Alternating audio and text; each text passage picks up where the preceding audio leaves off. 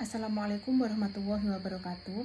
Perkenalkan, nama saya Aprilia Cindy Saputri, NIM E20192285 dari kelas Ekonomi Syariah 7. Di sini saya sebagai moderator sekaligus pemateri pertama dari kelompok 7 Ekonomi Kreatif.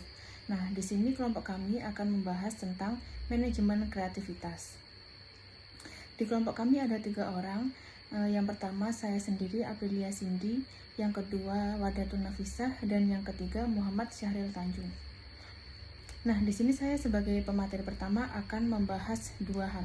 Yang pertama yaitu pengertian manajemen kreativitas, dan yang kedua mengelola kreativitas individu dan organisasi. Langsung saja ke materi pertama, yaitu pengertian manajemen kreativitas. Nah, di sini saya akan menjelaskan apa itu manajemen dan apa itu kreativitas. Manajemen adalah suatu kegiatan mengelola atau mengatur suatu kegiatan dari perusahaan atau organisasi untuk mencapai suatu tujuan. Nah, manajemen di sini adalah untuk mempermudah organisasi atau perusahaan untuk mencapai tujuan yang ingin dicapainya. Tanpa adanya manajemen, suatu organisasi atau perusahaan akan lebih sulit untuk mencapai suatu tujuan tersebut. Lalu selanjutnya kreativitas.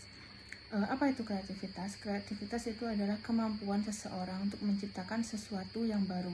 Jadi manajemen kreativitas itu adalah suatu manajemen atau suatu kegiatan yang bertujuan untuk mengubah organisasi melalui perubahan cara mereka dijalankan. Dengan cara apa? Dengan cara membuka iklim dan gaya manajemen, dengan cara meningkatkan partisipasi, dan dengan cara memberikan lebih banyak kebebasan pada karyawannya untuk cara-cara yang akan dicapai.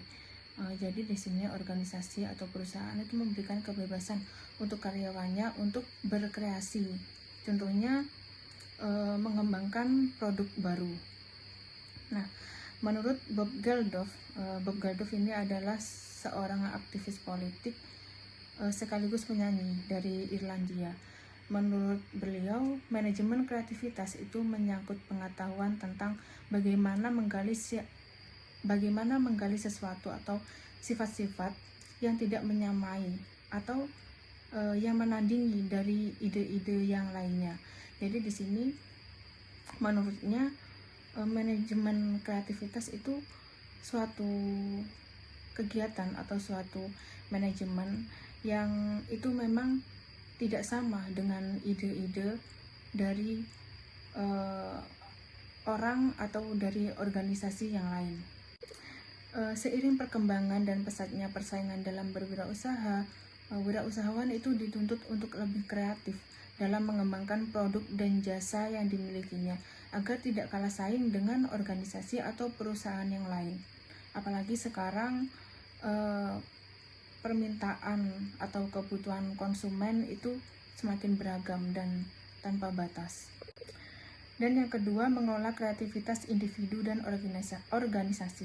Nah, kreativitas dan inovasi itu sangat bertalian erat dalam suatu organisasi.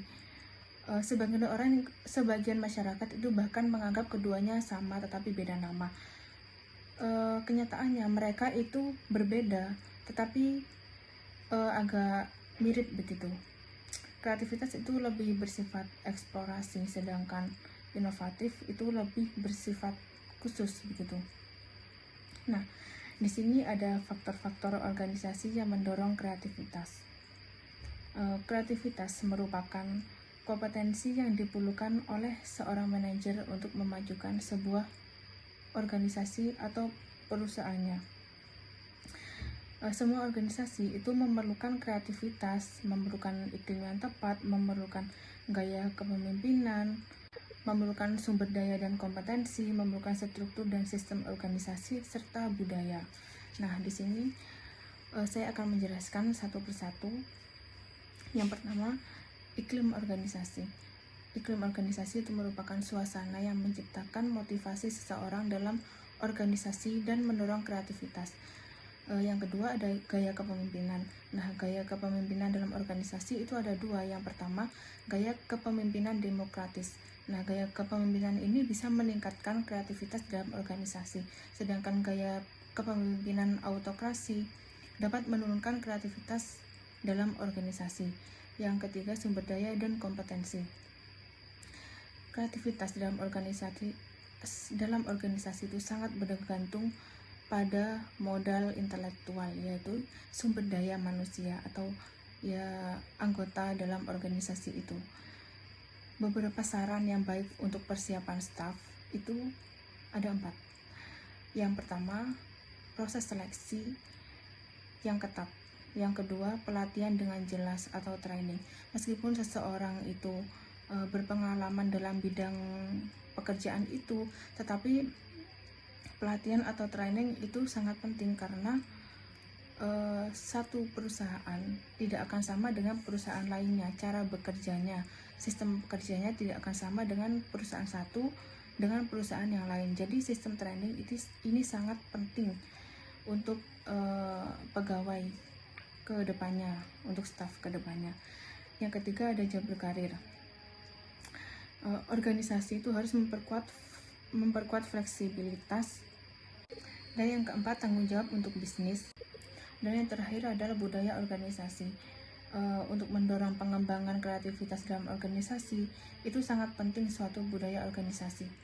Budaya organisasi itu ada 3. Yang pertama, pengendalian. Yang kedua, kebebasan bertindak. Dan yang ketiga adalah resiko.